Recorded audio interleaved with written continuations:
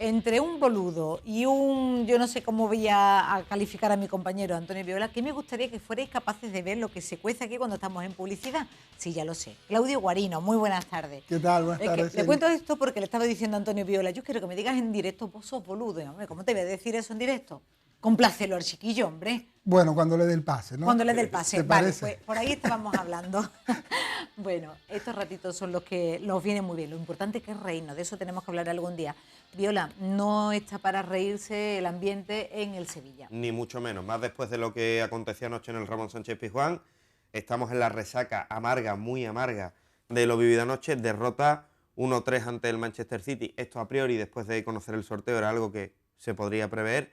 Lo que quizás no preveía el sevillismo es la imagen impotente, indolente de un equipo timorato que no hizo ayer absolutamente nada, ni tuvo opciones en ningún momento de ganar un partido, y vuelvo a insistir, ante uno de los equipos más grandes del continente y que a buen seguro van a estar en las rondas finales y son favoritos a ganar el torneo. Pero en casa, con tu afición, ante 40.000 espectadores, con tu campo lleno, una de las noches que llevas soñando mucho tiempo, dar esa imagen no fue lo más apropiado. Eran, permítanme la expresión, a lo mejor algunos se sienten molestos, pero eran aviones contra carretas del Rocío, literalmente. Los aviones evidentemente eran los jugadores del Manchester City, las carretas los del Sevilla. Muy superiores físicamente, muy superiores en velocidad, y no tuvo ni la más mínima opción el equipo de Unai Emery. Un Unai Emery que, por cierto, empieza ya a no ser autocrítico, dice que no hay que recriminarle nada a sus futbolistas, quizás a los futbolistas no, pero a él sí. Entonces hay que empezar a hacer un poco de autocrítica, ver en qué situación está el Sevilla y elegir dónde tiene que volcar los esfuerzos, porque en la Liga la cosa tampoco va bien. Desde luego esa autocrítica es fundamental, no solamente es cuestión de perder, sino cómo se pierde y cómo se deja la piel, siempre. cómo se deja la piel o no en el intento. Claudio, en la web ahora mismo los más leídos siguen siendo esas imágenes inéditas que tenemos, ¿no? De Esas 1949. imágenes del 18 de marzo de 1949, cuando la Macarena es trasladada a su basílica. La verdad que las imágenes son de estas aperturas que hizo RTV Española, que abrió 1.700 horas de los noticiarios Nodo. Y las imágenes, la verdad, son muy interesantes porque, verdad, muchos de nosotros no teníamos ni noción de eso. Son espectaculares, yo las he visto, Sí. son increíbles. Sí, Merecen mucho la pena. Apenas las colocamos ayer anoche, en verdad se puso entre lo más leído en apenas 1 o 2 horas. Es verdad que tiene un buen tiro. Otra cosa que está haciendo lo más leído esta mañana es esta chica que se paseaba con un águila por la calle San Jacinto.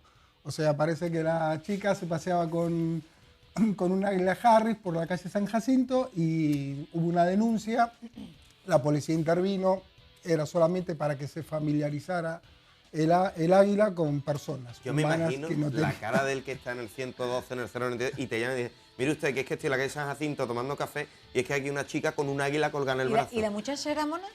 La muchacha, vimos fotos del águila, pero seguramente sería muy mona. Lo que también es verdad que ahora por Twitter nos están diciendo, ay, yo la vi por el centro, yo la vi por Alameda, ya resulta que la chica parece que el viernes estuvo paseando por toda la ciudad. Desde luego una buena campaña de promoción. Te lo estoy preguntando, Claudio, porque estoy viendo ese muchacho que al lado del de Ciudadano, la verdad es que no tiene mucho que hacer. Sí, ese muchacho es español, es un soldado español. Un soldado. Un soldado español, que por segundo año consecutivo el país en España tienen un Miss Universo. Así que la elección fue estos últimos días en Perú y el muchacho es canario. Ajá. Así que ahí nos vamos un poco a despedir con esa imagen y también vamos a hacer otra perlita para los chicos que nos están viendo, porque también hay un angelito de Victoria's Secret por ahí dando vuelta que se viene esta semana. Eso para ellas, ¿no? Venga, sí, vamos a ver. Sí, un poquito para cada uno. Un poquito para ellas. Vamos a ver dónde está ella. Ahí la tenemos. Que sí. va a modelar el famoso corpiño más caro del mundo que sale, bueno, corpiño aquí no se dice, es verdad. Sí, bueno, sujetador, dicen ustedes. Sí. ¿Viste? Bueno, ya está. Corpiño es otra cosa. Bueno, aquí. El corpiño que aprieta mucho más, creo, ¿no? Depende de lo que tengas que apretar, tampoco. Bueno, claro, pero bueno, ahí está. Tengo otro concepto yo por corpiño, ¿no? Eso con las cuerdas, ¿no? Os estáis poniendo eso a la 1 del mediodía. Bueno, ahí está chica, la muchacha sí, también. Sí, lo va a pasar el 9 de noviembre en el desfile de Victoria's Secret. El sujetador está valorado en 1.800.000 no le queda mal, euros. No hay que decirlo. Así que bueno. No, la verdad es que no. Algunas nos lo luciríamos también, la verdad es que no. Yo ya me despido de ti y te doy el pase al boludo este, a ver con qué nos sorprende. No, pero no ha comentado en la web y sí que está siendo muy leída. Lo recomiendo además porque hemos dicho antes la mala imagen que dejó el Sevilla pero no su afición, que sí estuvo a la altura de un partido Champions y de una afición Champions. Hay un vídeo brutal que hemos colgado en el Decano Deportivo en el que aparece bueno, pues el himno cantado a capela por toda la afición, con un mosaico que se hizo con esas banderas que el Sevilla le ha dado a todo el que sacado su entrada. En cada bandera vienen todos los títulos conseguidos en todo este tiempo y es espectacular la imagen, los sevillistas no se lo pueden perder. Pues no se lo pueden perder y a la 1:30, dentro de unos minutos, estará Antonio Viola con Chantal de la Cruz ampliando esa información. No os vayáis todavía porque tengo conmigo a Daniel Blanco Parra. ¿Por qué? Porque es que hoy os estoy viendo que estáis los dos, la mar de animadito, y eso que es miércoles y no viernes, y Daniel... Muy buenas tardes, Daniel. Encantada de estar con nosotros en directo. Daniel nos habla de los pecados del verano y hace una historia decente, si la puede haber, del deseo en la España de 1950. ¿Cómo se te ocurre esta idea? ¿Qué vivencia personal tienes detrás para que te vayas a la primavera de 1951 y quieras hacer ese retrato, bueno, pues antropológico, historiográfico, de la Andalucía, entre comillas, cateta para muchos de los que venían de fuera y que algunos lo ven un poco con añoranza, ¿no? Esas playas de la década de los 50. Sí, mira, en Los pecados de verano recupero uno de los capítulos más desconocidos y más curiosos de nuestra España reciente, que es la celebración en 1951 del primer Congreso de Moralidad en playas y piscinas. Estamos en el franquismo, las arcas del Estado están vacías y Franco se da cuenta de que a los turistas les gusta esto y de que los turistas disfrutan de nuestras playas, ¿no? Entonces decide, por una parte, potenciar España como destino turístico, pero por otra, proteger a los españoles de las costumbres de los extranjeros. Y entonces, bueno, convoca de urgencia este primer Congreso de Moralidad en playas y piscinas, del que, por ejemplo, Elizabeth, salen conclusiones tan curiosas como la separación del baño por sexos o la prohibición de tomar el sol sin albornoz. Y digo yo, ¿cómo se toma el sol con albornoz? La cara y con gafas, ¿no? Porque tampoco es mucho más. Hay un momento, el libro de verdad es una auténtica delicia, además con una encuadernación fantástica. Y en la página 140 dice, él toca ahora la foto con los dedos. Hilda está desnuda, pero desnuda entera. Desde luego es que cuando nosotros estamos hablando ahora, bueno, pues del acceso a todo tipo de pornografía a través de internet o de los desnudos en las playas que son cada vez más usuales. Esto parece, dices tú, que hace 65 años, que no es tanto. Sí, sobre todo, primero porque estamos hablando en términos históricos de antes de ayer, ¿no? Es decir, nuestros abuelos vivieron eso, ¿no? Y no deja de ser un homenaje a nuestros abuelos, ¿no? A esa generación de nuestros abuelos cuando eran jóvenes. Porque es verdad que al final todos tenemos las mismas emociones. Todos queremos querer y que nos quieran, todos queremos ser felices y todos buscamos la libertad, ¿no? Entonces es un retrato de esta época y sobre todo es una forma de saber de dónde venimos, ¿no? Por ejemplo, es muy curioso cuando yo empiezo la investigación para escribir este libro, cómo las mujeres no podían silbar en esa época o cómo a los hombres les estaba prohibido, fíjate, usar paraguas cuando llovía, ¿no? Cómo era una época... ¿Y eso? Porque se consideraba... ¿Símbolo de virilidad? Claro, se consideraba que el paraguas era muy femenino y que silbar, por ejemplo, era muy masculino, ¿no? Entonces era una... Algo de eso persiste. Sí, claro, vamos a ver. Se escuchan pocas mujeres silbando y que parezca que es algo, que es algo femenino. Es claro, curioso. Claro, pero es que no podemos olvidar que venimos de ahí, ¿no? Que esa es nuestra herencia y sobre todo que no hace más de 2 generaciones que existía, mira, y además está aquí en la portada, que es la policía de las costumbres o la moral, que era una policía que iba orilla arriba, orilla abajo, con 1 metro, midiendo la longitud de los bañadores de todos los que estaban. Y sabías, cuando uno iba con un bañador un poco más corto, le caía primero una multa, después pues pasaba una noche en el calabozo y además al día siguiente salía tu nombre en el periódico. Ha sido denunciada por escándalo público Elizabeth Ortega. La honra ya la tienes por los suelos, evidentemente. Claro, y además es que estamos en una época en la que, sobre todo la mujer, la mayor... patrimonio que tiene su honra. Era la honra, la reputación y la imagen ante los demás, ¿no? Entonces quería con este libro, como ya he dicho antes, un poco eso, homenajear a esa generación de nuestros abuelos y retratar cómo se vivía de puertas para adentro, porque es verdad que hay muchos libros que ya nos han contado cómo fue esa posguerra, ¿no? Desde la perspectiva de los vencedores y los vencidos. Pero a mí me interesaba saber cómo era esa gente cuando se mete en su casa, cómo amaban, cómo se relacionaban y cómo buscaban la felicidad. ¿Esa rebelión íntima habla también de un momento en el que había más autenticidad a la hora de mantener relaciones sexuales también.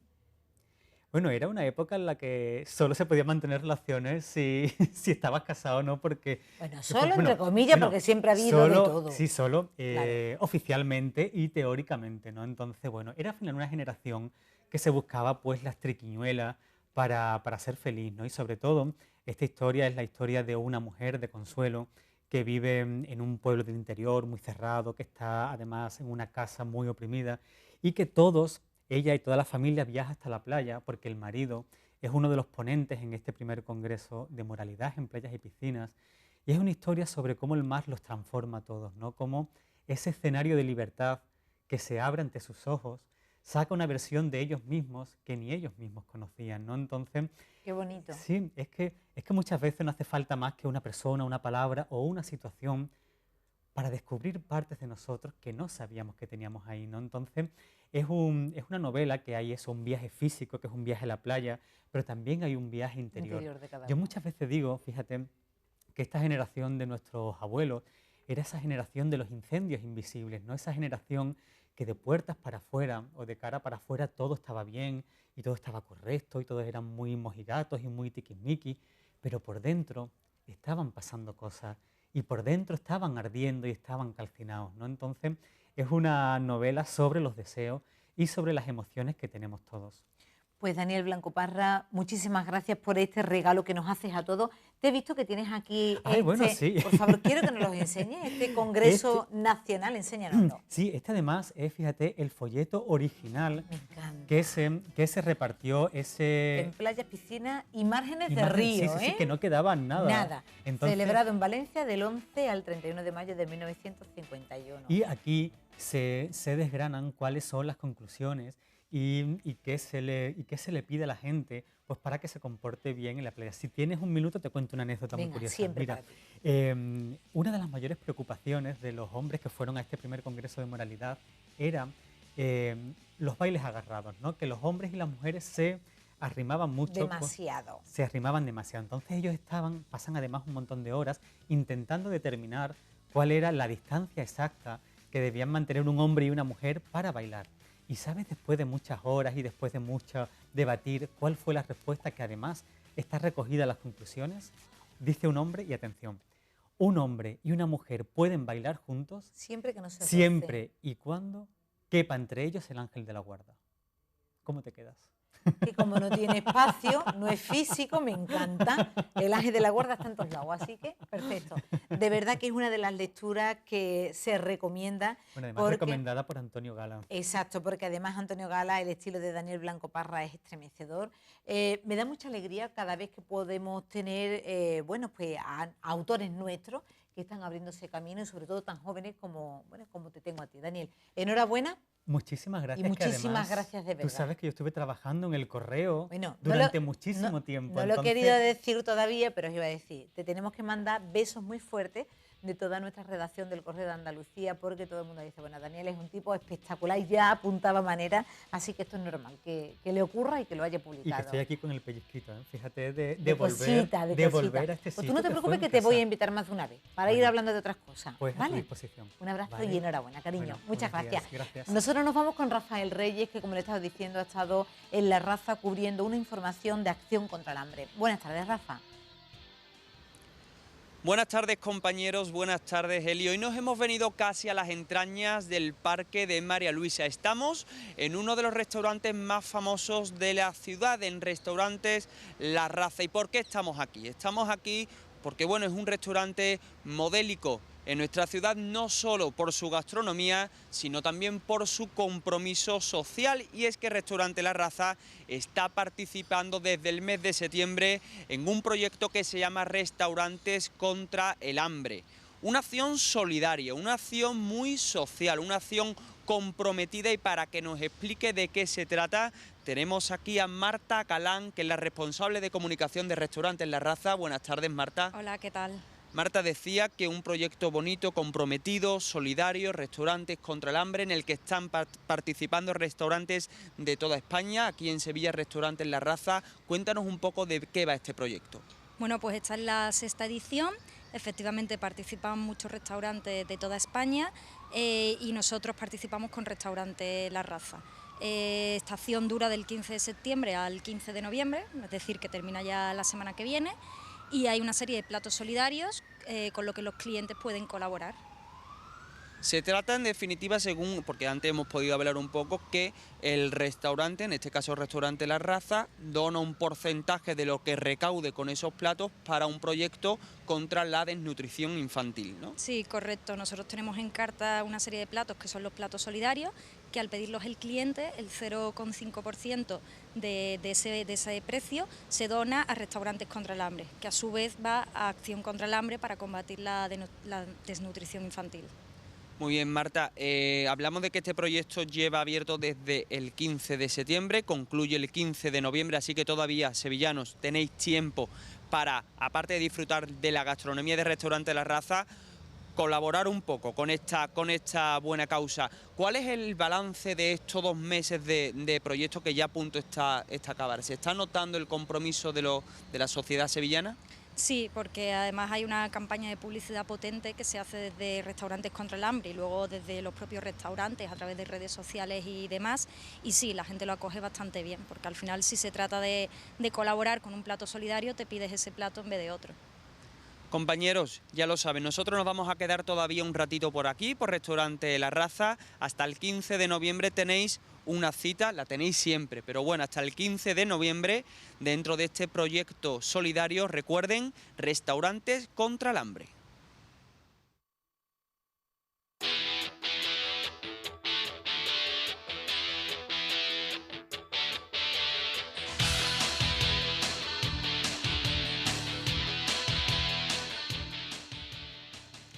A todos nos preocupa muchísimo todo lo que tiene que ver con la alimentación. Hemos tenido a Pedro Sánchez Cuerda hablándonos de la alarma generada por la Organización Mundial de la Salud con las carnes rojas y cómo de una u otra manera estaba afectando también en el sector hostelero. Hoy con nosotros vamos a tener al doctor Félix López Elorza, él es presidente de la SAEIA, que es la Sociedad Andaluza para el Estudio de la Intolerancia Alimentaria. Son pioneros en el mundo en este estudio, llevan más de 38 años preocupándose de qué es lo que comemos que nos puede generar algún tipo de rechazo, porque de eso habla, de calidad de vida y también, bueno, pues de nuestra propia salud. Doctor, muy buenas tardes, bienvenidos a esta que es su casa.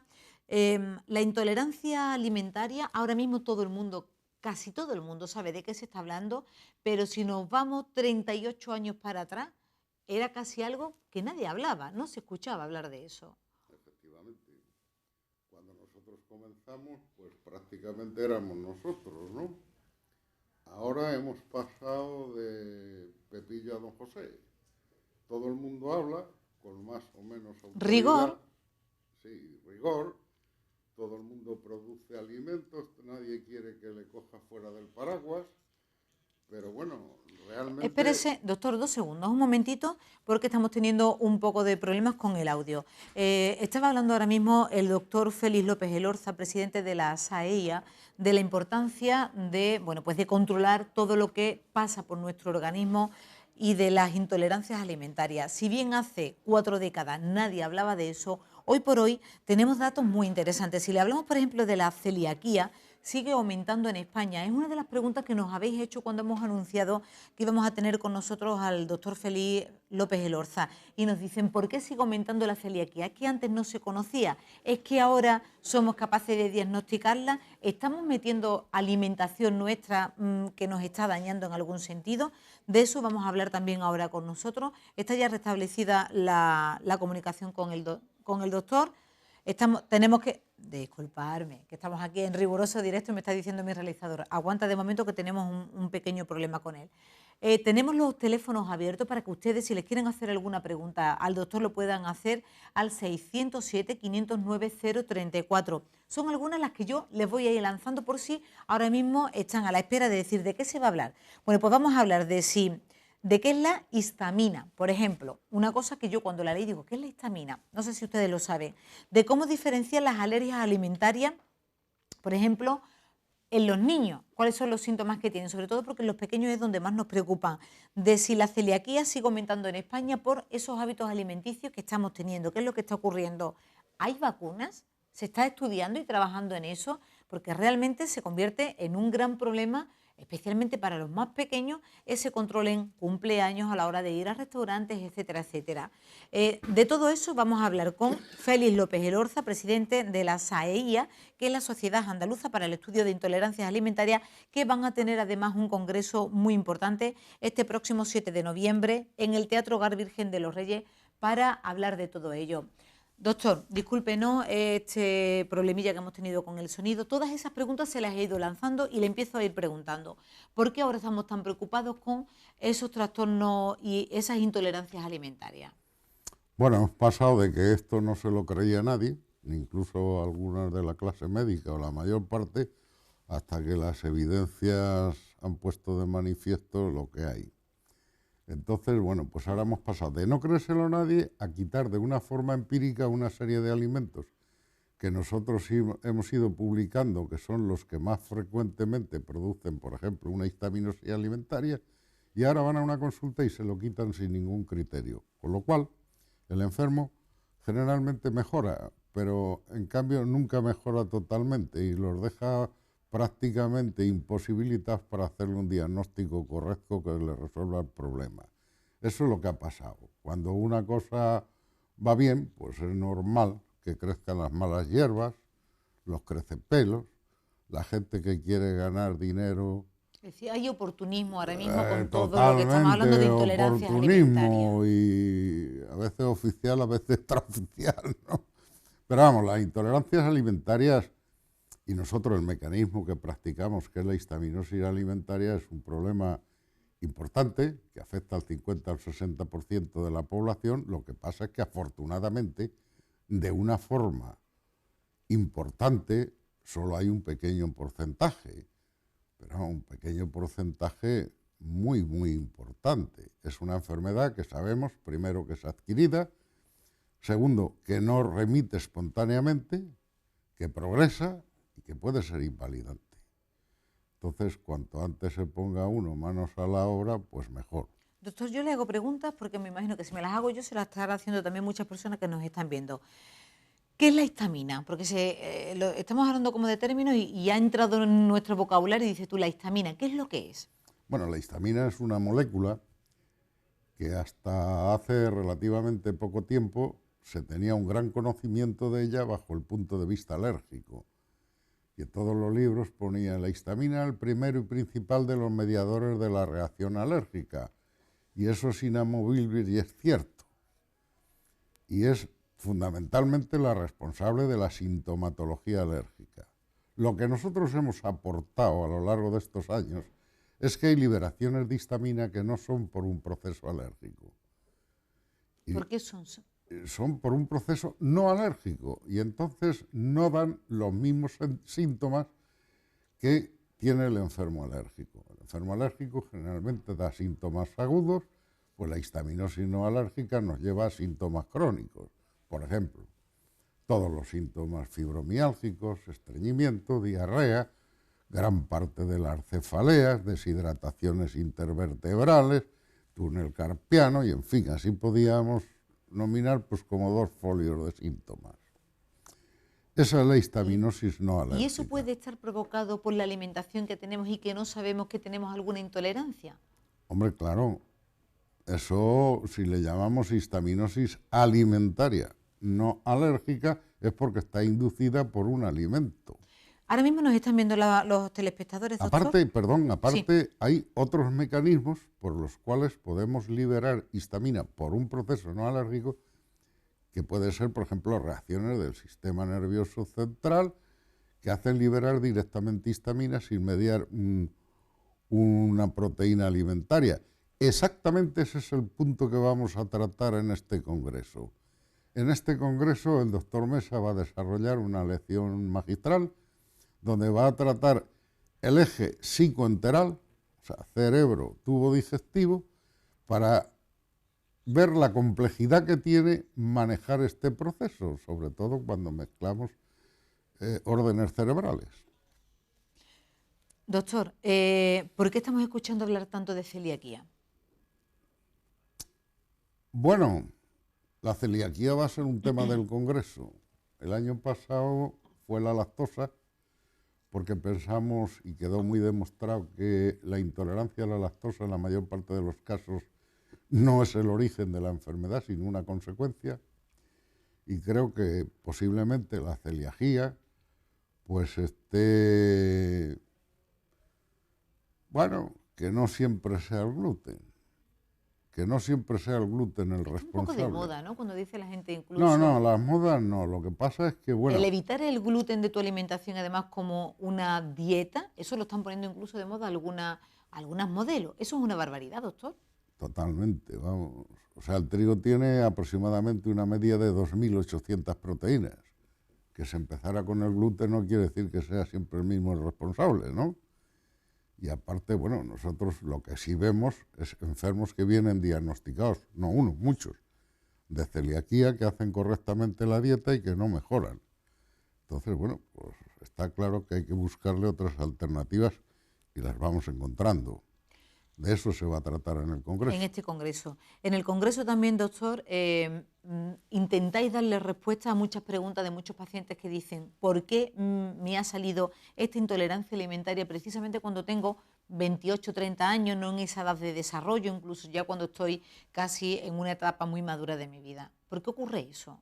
Muy fácil. La intolerancia no la genera el alimento, la genera el propio enfermo.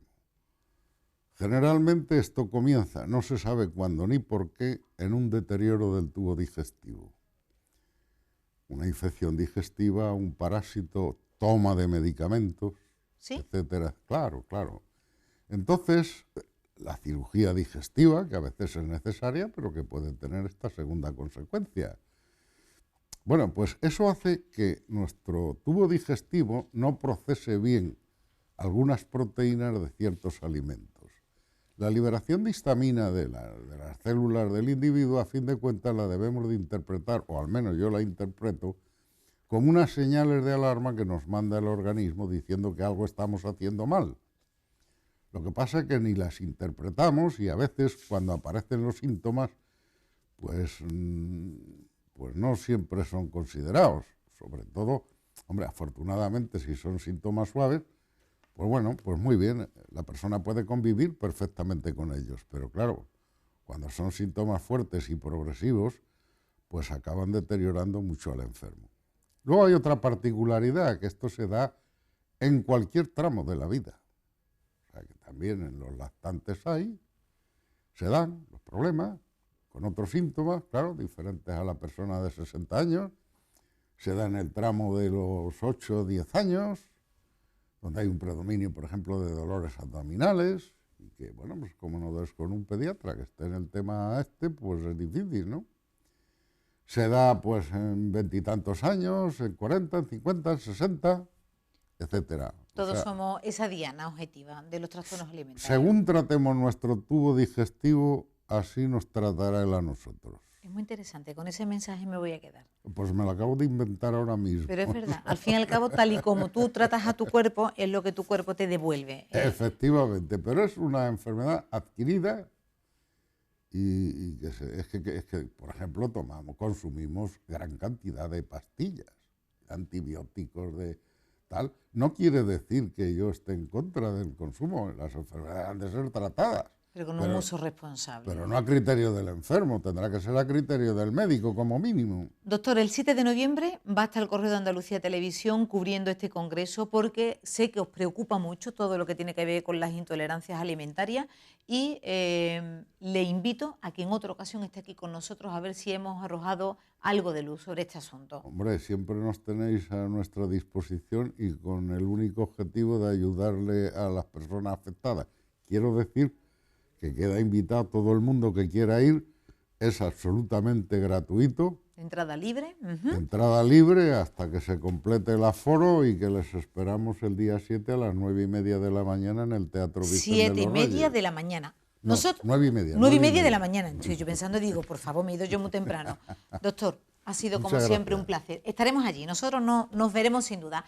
Se lo he anunciado, de hecho he arrancado esta mañana con esos 88 peldaños del éxito, que está aquí con nosotros ahora mismo. Me voy yo directamente con Ancho Pérez. Doctor, el doctor se nos levanta también. Hola, ¿qué tal? Muy buenas tardes, muchas gracias por estar aquí con nosotros. Un placer para mí estar aquí. A ver, Ancho, 88 claves del éxito. Esa sonrisa ya me está diciendo que tu vida, de momento yo no sé cómo te lo plantea, pero pareces una persona feliz. ¿Cómo se consigue de verdad, hacer de tu vida lo que tú quieres? Es decir, que seas capaz de proyectar dónde me veo y que seas capaz de conseguir ir encaminándote hacia allí. Bueno, curiosamente yo no me dedico a escribir libros, me llaman para dar muchas conferencias de motivación en diferentes países, incluso en diferentes ciudades de España, y yo hablo de las claves que yo he ido aprendiendo por el camino. Yo solo soy un emprendedor, he puesto en marcha mi empresa que es 8belts.com, ahora te contaré un poquito, y gracias al éxito de nuestra empresa, que fue mucho mayor del que ninguno de nosotros había imaginado, un día me llama Planeta, nuestra editorial, y me pide que escriba un libro, Los 88 peldaños del éxito, y son 88 claves para la vida personal, para la vida profesional, que son de efecto inmediato. Las puedes leer por la mañana, aplicarlas por la tarde. Yo digo que estés libre porque lo tengas al lado de cabecera y tú dices, hoy me voy a levantar por la mañana y digo, venga, peldaño 21. Lo que diferencia a los que cambian el mundo de los que no son las ganas, tampoco las ideas, son las acciones. Pero es verdad. Hay veces que dices tú, es tan bueno el otro, y dices tú, no, lo mismo que soy yo muy vaga, ¿no? o muy miedosa. Sí, efectivamente hay una serie de claves que yo defino como aceleradores del éxito, cada uno de ellos los puedes leer en cualquier orden. Por ejemplo, el que acabas de leer, el peldaño número 21, pero hay muchos más. Y cuando yo escribí el libro, yo lo hice sin ningún tipo de pretensiones, no pensábamos que fuera a tener el éxito que tuvo. A los 50 días se convirtió en el libro más vendido de toda España. A día de hoy hay ya más de 15 ediciones, más de 80.000 lectores, fue una auténtica bomba. Yo creo que es porque es de efecto inmediato, lo puedes leer rápido, aplicarlo rápido, y eso es lo que la gente quería. ¿Nos hace falta creer que la solución de todos nuestros problemas está dentro de nosotros mismos? Yo creo que sí. Te cuento una estadística muy interesante, y es que hace unos años hicieron una encuesta en Estados Unidos y hicieron la misma encuesta en España. La pregunta era, ¿cuánto de nuestro futuro depende de las decisiones que nosotros tomemos hoy? En Estados Unidos la gente respondió, el 80% de la gente respondió que lo que suceda en mi futuro depende de mí. En el caso de España fue exactamente al revés. Solamente el 20% dijo lo que suceda en mi futuro depende de mí, el resto depende o del gobierno, de las ayudas o de otros. Hay un peldaño del libro, el número 19, lo que dice es tu éxito no depende de cuánto te ayuden otros, depende de las decisiones que tú tomes. Es como tu éxito está, como dice, igual que la llave de tu casa, la de tu éxito también está en tu propio bolsillo. ¿A qué debes tú esta energía que desprendes? Pues yo tengo mucha pasión por la vida, me siento muy afortunado, yo he tratado la vida muy bien, ella a mí también, y me considero un auténtico privilegiado. Lo que yo he creado junto con nuestro equipo en 8belts.com es el primer método a nivel mundial que enseña un idioma en menos de 8 meses. Al principio nadie nos creía. Eso es verdad, de verdad. Eso es verdad. Ahora ya nadie no nos cree, ya alguien conoce a alguien. Se llama 8 belts, porque son 8 cinturones, belts en inglés son cinturones, y es una ruta de 8 cinturones en la que lo que vas aprendiendo, los hitos que vas consiguiendo son belts, son cinturones. Bueno, pues en el caso de 8 belts enseñamos primero chino, nadie nos creía que era posible, demostramos que era posible. A día de hoy enseñamos también inglés en 8 meses, si no se cumple vamos a devolver el dinero, con lo cual más nos vale que funcione, y la verdad es que funciona.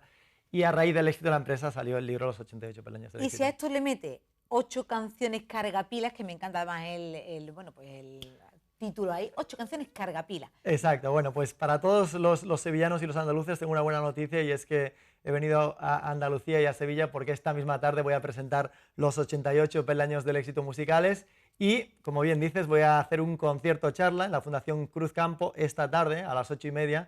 Y lo que es un concierto charla, porque no es un libro solamente, es un libro disco. Con lo cual hay 8 canciones que yo he compuesto, son la banda sonora del éxito, eso es un poco la idea, son canciones cargapilas, creadas para que la gente se ponga en marcha, yo me las aplico constantemente.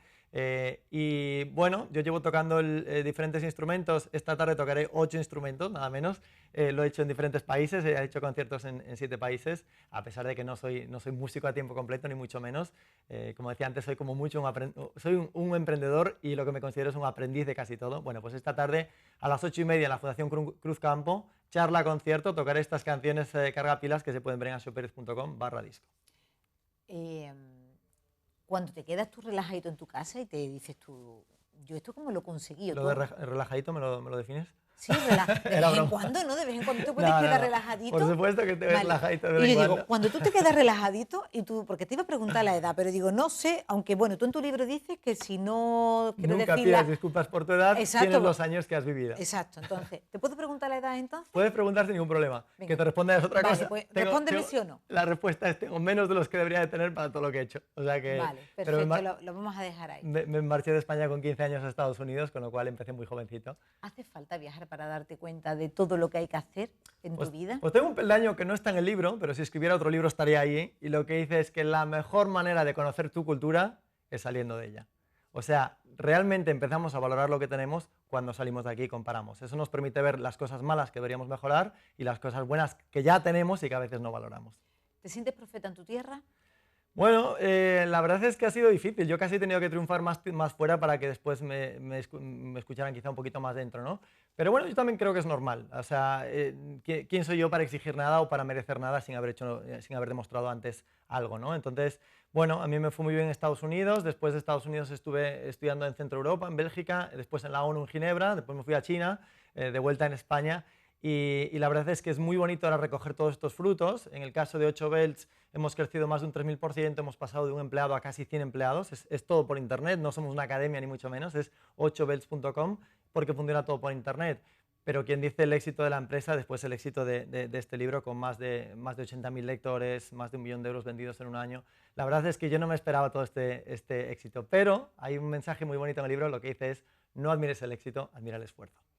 Ancho Pérez, muchísimas gracias. Gracias, Enhorabuena, de verdad. Me siento muy orgullosa de que hayas pasado por aquí con este éxito. Te lanzo el reto de aprender chino con nosotros. La próxima Uy, me entrevista encantaría chino, por favor, me gustaría. Siempre lo he dicho. Si se acaba la comunicación aquí, nos vamos para China, que algo tendremos que hacer. Muy bien. Ancho, muchas gracias, Gracias de a verdad. vosotros, Como sé que te encantadores. gusta la música, te voy a dejar con una pincelada de Los Pequeñiques. ¿Por qué? Porque lo tenemos aquí con nosotros en directo para cerrar, que se me está echando el tiempo encima. Pues venga, hasta ahora, cariño. Muchas gracias.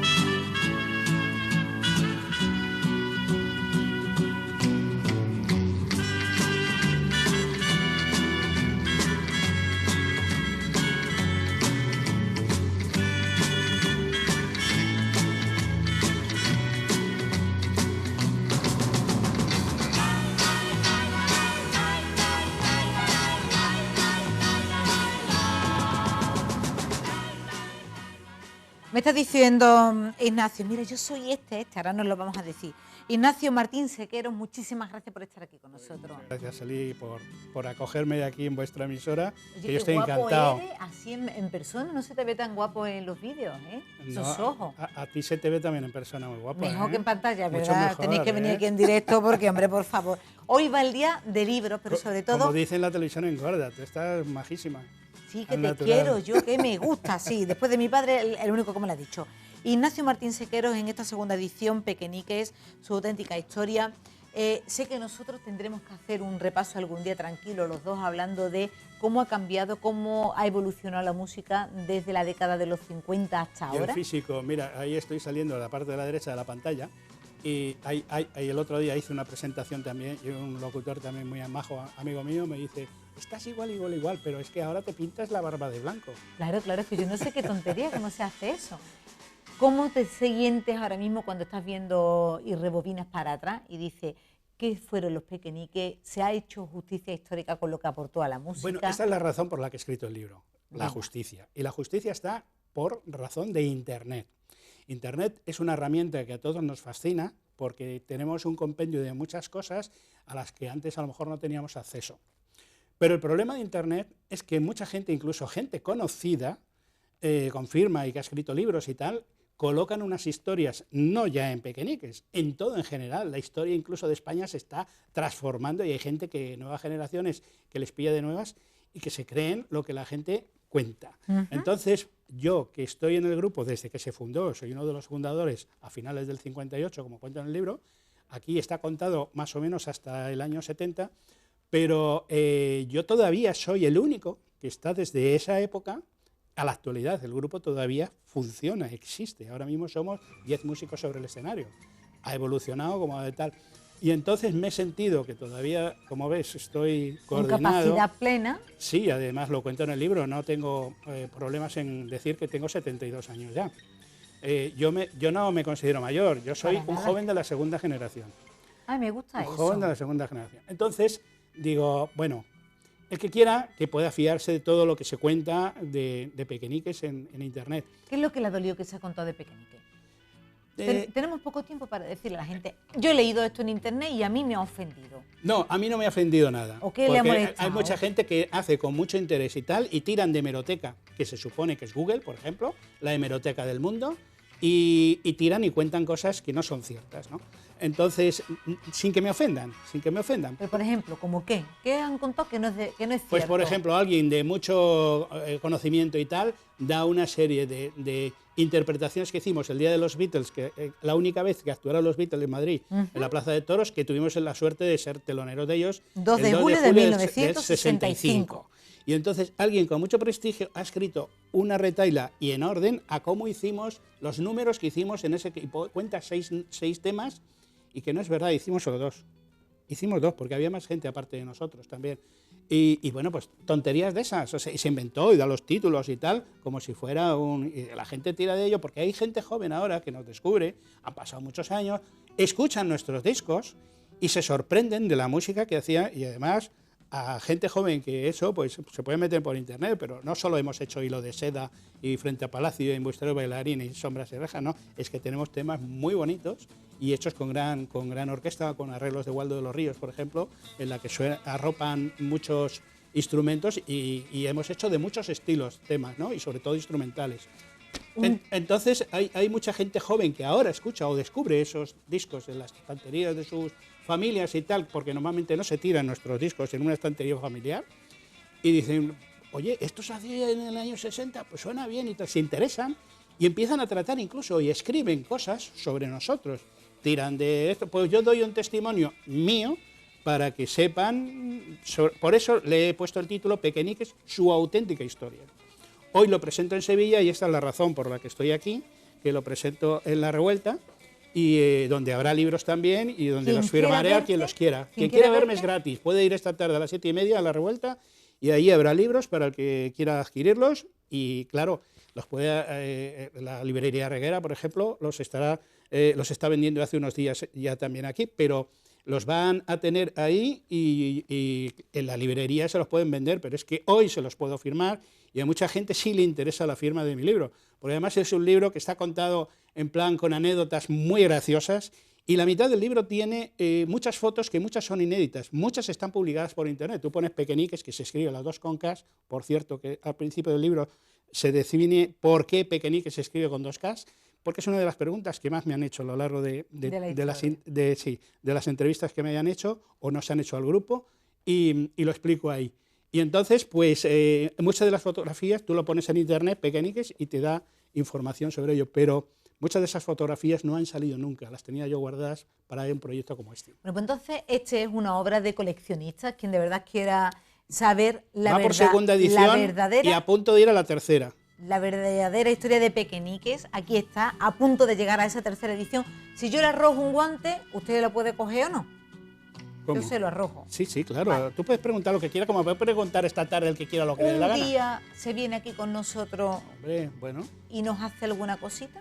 Pues seguro que sí. ¿A cantando aquí en directo? No, puedo tocar la armónica. Uy, me espero encantaría. que lo haré también esta tarde. Lo hacemos, quedamos. Y no tengo inconveniente. Lo vale. que pasa es que hay que preparar un poco el medio porque bueno, pues tengo un playback tal. Ese reto lo tenemos lanzado. No tengo ningún inconveniente.